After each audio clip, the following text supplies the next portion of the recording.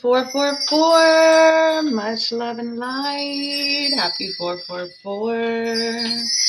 This is Muhammad Starseed, jumping into your frequency. Welcome to my channel. Welcome. I am tuning in for another Elite Talks, and I'm just excited to be here to be able to share the wealth. So, welcome, everyone. Let me see. How I can share this swiftly, right? Because we're going to take our time. Welcome to your fantastic middle of the week, whatever you'd like to call it.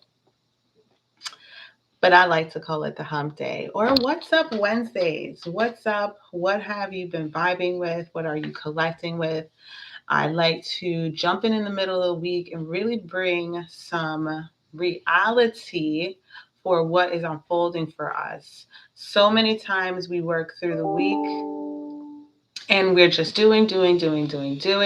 And we often have not created a simplified space to be able to honor our individual path of like what we're doing. Like we want to make sure that what we're doing, who we are being is customizable within our everyday life. So today I want to just dive into a little bit more of an understanding of our intro perspective and our outer perspective of our conversation and why that is important. Why is it important to look at our conversation and how we're having our day? One reason why it's good to assess yourself is because it allows you to remain accountable for the action steps that you are creating in your day-to-day life. When we are accountable, we are more likely to follow through in our goals and the things that we are looking to have readily accessible to us. Because everything is always accessible to us. How we are defining how that access looks for us is important.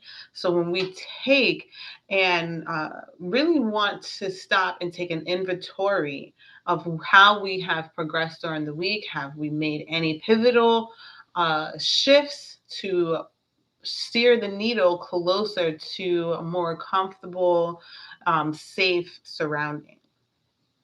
And how can we speak to that accountability?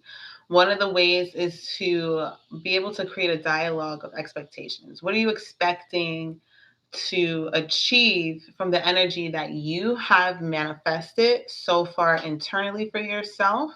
And how is that unfolding for you in your outside world? It's the middle of the week.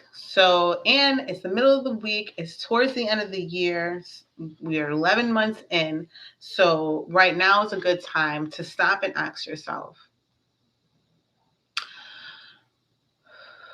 has the person that I've set out to be at the beginning of this year have been able to unfold in the expedited unfoldment that was best suited for my vibration?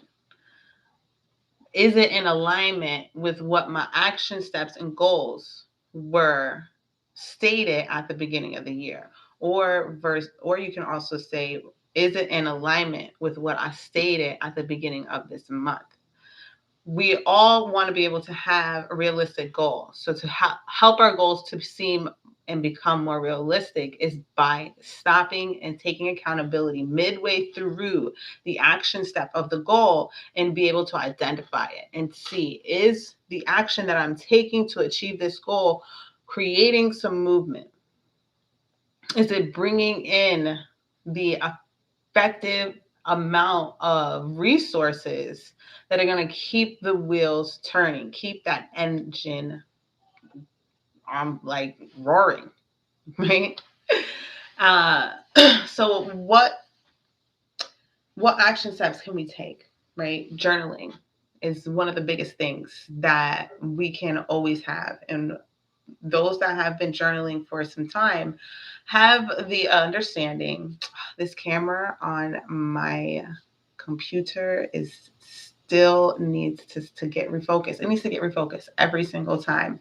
And I need to allow myself to put space for that alignment because I've had it for a couple of months. So I'm going to, you know what, I'm going to utilize the unfolding of this camera that I use for the streaming on the YouTube. So I purchased it with the impression that it was actually a product of the laptop that I use.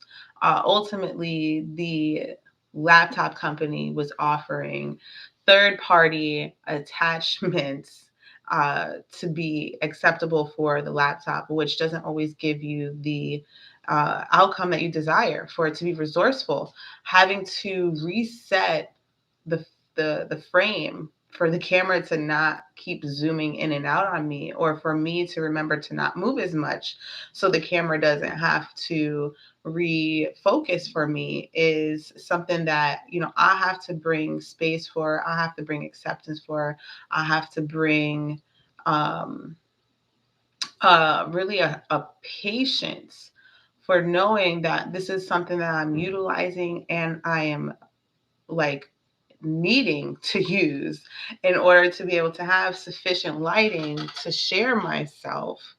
Uh, but it's within a limit that ultimately I can allow it to deter me and not allow myself to record myself, or I can switch it to where I'm just going to utilize the best that I can, get the stuff that I can use, and power through it and see how it can be resourceful. So I just got to remind myself, you know, just steady the filter and focus it before I actually click the like button. You know, it is what it is. But what we offer for ourselves ultimately is accountability for how long are you allowing it to play. So I got this Camber Lake in March and or February, more going backwards even more. April, got this in April. So it's been about 6 months that I've been dealing with this, but not so much dealing with this camera, not giving it 100% time to to to finagle with. So knowing that today, 6 months later, I'm still going to have a technical difficulty with it, I have allowed myself that knowing so that it does not pull from me being able to still show up, still record, and still allow myself to share the message. So that's how, you know, that's how I have my conversations with my inner self, and to be able to share it in the outer world, it brings more of humility for my own passion for being able to be accountable for my thoughts that are going on, because these are thoughts that are going to be passing through my mind as I'm speaking enlightened thought, realized conversation, you know, where we're not free from these thoughts that run through our mind.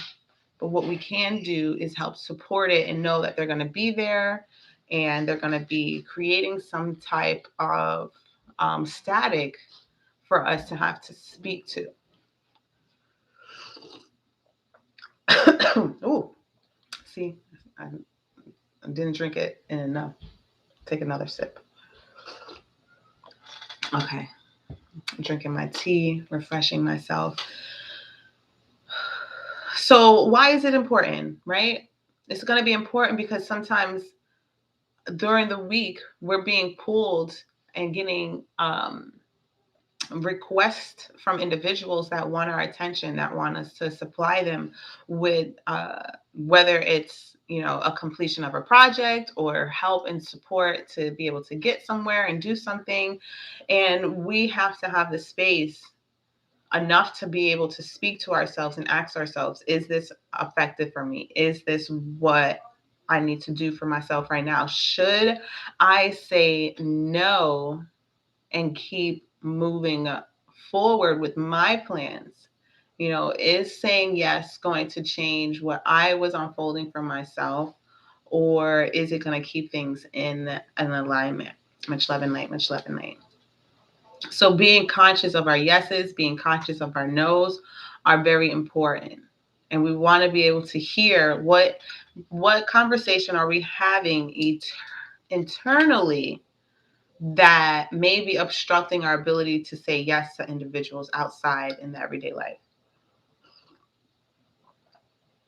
Maybe you're saying no, that you're not confident enough to be in a speaking position for individuals to be able to hear what you have to say. So when other people ask you if you're available to come and speak to a group or come and help share information about something that you feel positive about, and you find a way to not be available for it, these things are obstructions, because we like to say, well, I wanted to be there for this, but this came in the way. Somebody needed me to take them to the hospital, or a lot of despondency will come in and mark its territory where you're at in your present moment, that will pull you away from being able to actually stay in alignment with what you're internally telling yourself. If you're internally telling yourself that you are confident and you are able to keep moving forward with resilience and determination, but things are still coming up in your life that are halting you, it's the middle of the week, and you set out at the beginning of the week to at least empower yourself to do two things towards your self-care or your self-development, and they haven't been able to be completed. Maybe these are things that you've been having on your to-do list for weeks and months, and something has always came in the way.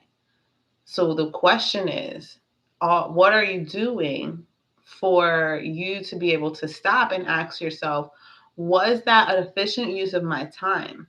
Was stopping what I was doing to help someone else helping me to move my needle? And if it was, how can I incorporate and do it more? Or if it wasn't, how can I ensure that that type of disruption in my life is not happening so vigorously and so what's that word called? Consecutively. See, this consecutive means it happens, and then when it stops, it's going to happen right again, right? So they're not happening all on top of each other, but they're consecutive. They're right there with each other, and it doesn't give you space to breathe, and you feel like you can't have your pattern of alignment of cosmic manifestation. And it's often because we keep putting people in an order of importance because of their despondency. That's really a key conversation to have with yourself, because that's hinting into the area of codependency. And when we have a strong field of codependency, it really requires us to create some parameters, some support systems, modules that are going to help us to not veer into that area of codependency. Because codependency is not really what a lot of people think it is. A lot of people think that codependency is someone that always asks somebody for something, that's always needing something from someone. And actually, it's the reverse. And I had an amazing episode with a codependency coach, that an episode that I'm going to be airing actually at the top of the year. But if you go into my IG log of IGTV series, you'll see a codependency clip of me airing it live, so that you can find out more about codependency. Is about someone always needing you, and not so much you needing them. So it's really a flip of the cards with what it is that's really happening. So a lot of us have not actually learned to rely on people because we think that's codependency. But what we're doing is probably requiring or allowing other people to rely on you a lot, which is the reverse of codependency. because there's two people that play those parts, right? So we want to be able to ask ourselves, what is it that's bringing that definement of that relationship forward for us. So we want to define all the relationships that we're having, the ones that we're having with ourselves, the ones that we have with people on a day-to-day basis, and the ones that we have with people sporadically, randomly, or some would say once in a blue moon. There's still a pattern in there, and you're still satisfying most likely some sort of codependency that someone has with you, and they spread it out enough to where you don't see it, and that's the trick. And that's where you can easily get caught in the loops, and that's why I say consecutively, because they're happening so frequently. It's not easy for you to see, but far enough for you not to see that this is a pattern. So that's my message for today, keeping it a little short, but allow yourself to really unfold. What is your introspection conversation sound like? When do you have it? And how many people do you allow to be a part of it? That's my elite talk for today. And I am Mahatma. I appreciate your sounds. Please share this video. And if you're interested in getting any one-on-one services, please check out the link in my bio for my link tree for everything. Much love and light.